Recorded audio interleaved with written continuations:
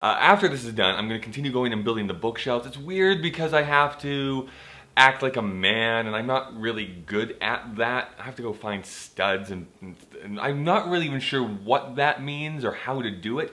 Luckily, I have this little stud finder here, and that's going to help me immeasurably. I can just go beep, beep, beep, beep, beep, beep, beep, beep, beep, beep, beep. Oh, it's you! You are the stud! That's not true, you're terribly unattractive. This is a vlog. Hello friends, this is a hard drive. I'm a reader, and when people ask me what my favorite book of all time is, they're usually pretty shocked when I answer Lord of the Flies. They kind of wrinkle up their noses and are like shocked, and their monocles fall out of their faces and they're like, really? Regardless of all of that, it's really the first novel that I can remember being obsessed with, and I mean obsessed with. When I started reading it in I think grade 7 or 8, before it was even assigned to me, I just took so much to the characters, to the setting, to the themes that were in that book. It happened to coincide with the year that my family got internet, and this was out on the farm, so of course when you had to dial in to get to the internet, it was all like ba-bong, ba-bong, ba-bong, wee, wee, wee. That's a modem.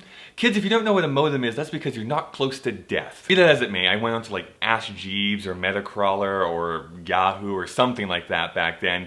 This was before the Google. And I typed on there and it's like William Golding, Lord of the Flies, and this website came out with all of these theories and this analysis and this criticism of it, and I was hooked. So for those of you who may be unfamiliar with the story, in essence, this is a novel where a plane of English school children crash lands onto a deserted island.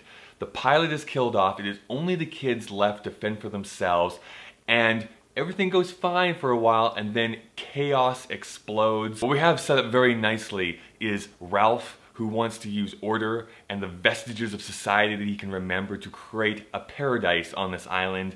And we have Jack, who is in charge of the hunters, and he wants to use his might and brute force to rule those on the island with an iron fist. So in many ways it can be read as a commentary on the battle between democracy and totalitarianism. It's also this really great commentary on human nature. These children are really trying to hold on to the vestiges of this society that they're kind of trying to pantomime. They've never had a chance to really experience society by themselves before. Now that they're free of any human interaction, or at least any adult interaction, they try to make it work, but then end up failing so terribly bad as they succumb to murdering each other, to hurting each other, to causing chaos. This is where that website that they went to years ago becomes fascinating, because there they went into this great detail about why William Golding, the author, chose to name the kids the way he does.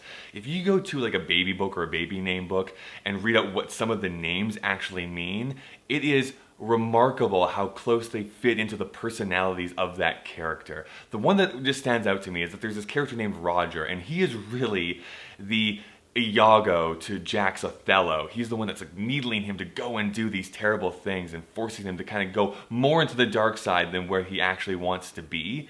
And his name means famous spear. He's the one that's spearheading the action in the novel. If I could not stumble over my words, this would be great. This is take 50. There's one moment in the novel where they mention the current of the water going around the island, and because this is a South Pacific island, the people who are delving into the inner workings of this novel figured out that the current is actually going the wrong way around the island, almost a counterclockwise motion, which kind of leads to why people are regressing on this island, where they're going back to their barbaric and savage roots. There's a lot of literary analysis that you can get into the novel, and that's kind of stuff that I geek out about and could talk about for hours and hours, but really, at the end of the day, even if you took all that out of there, I still think it is an engaging story. Like, I just love hearing about Ralph, and I love hearing about Jack and Piggy, who is there, and the growth of the characters, learning that, you know what, you do need certain members of society to be there because they're the ones who get things done.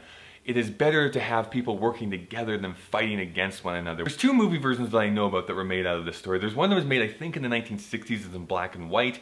There's also one that was made in the 90s, I think the early 90s, maybe late 80s, but I'm pretty sure it's the early 90s. Both, I think, pretty much fail ultimately. They don't, I don't think, go far enough to show the evils that are going on.